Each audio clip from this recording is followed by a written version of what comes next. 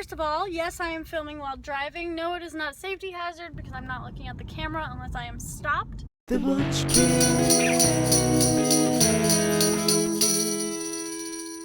Couple FAQs. Yes, I do offer perks for being in my car. One of them is water, another is taffy, and then I have other assorted candies that I just had lying around my house. Another FAQ, yes, I have some weird stories. That's why I'm making this video. I will probably have more in the future, but this is to start out. From my first 2 days driving Uber and Lyft. Another FAQ, no, this is not particularly lucrative, but I've only done it for about 8 hours and I have made about $170, so that's not too bad. Another FAQ, I'm gonna get this one out of the way because I'm probably never gonna talk about it after this. Yes, I have had someone puke in my car. The reason this happened was because of a rookie mistake of mine in which I asked, "Is your name Jonathan?" instead of, "What's your name?" The person I was supposed to pick up, who I did eventually pick up, was a little lost and couldn't really find my car. Here's a tip for everyone who ever gets a Lyft or an Uber.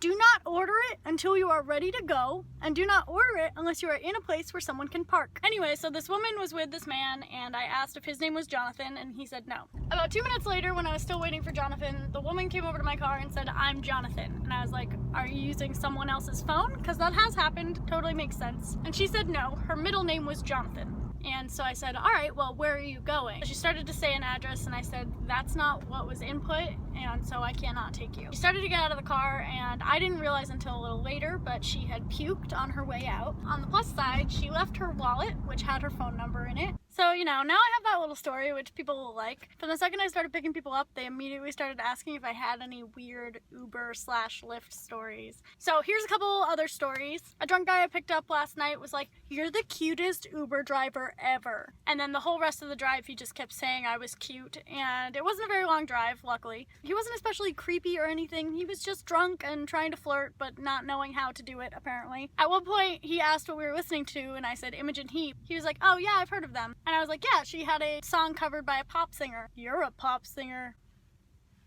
"No, I'm not."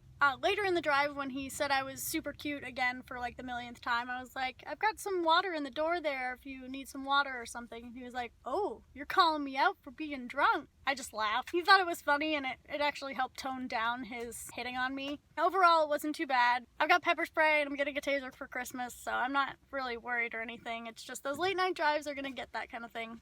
There was one guy that I almost rated really poorly because he did not show up on time. He was like, "Oh, I'll be out in a minute." And I was like, "I'm already here though. Why are you making me wait?" And when you do that with Lyft, it doesn't really matter to the driver. The driver gets paid the second they show up. So if you take a long time with Lyft, take a long time. We don't care. But if you take a long time with Uber, we don't get paid until you get in the car and we start it. Basically what makes a good Uber or Lyft passenger is they show up on time, they don't hit on you, they don't try to redirect your driving, especially when they're drunk, and they tip.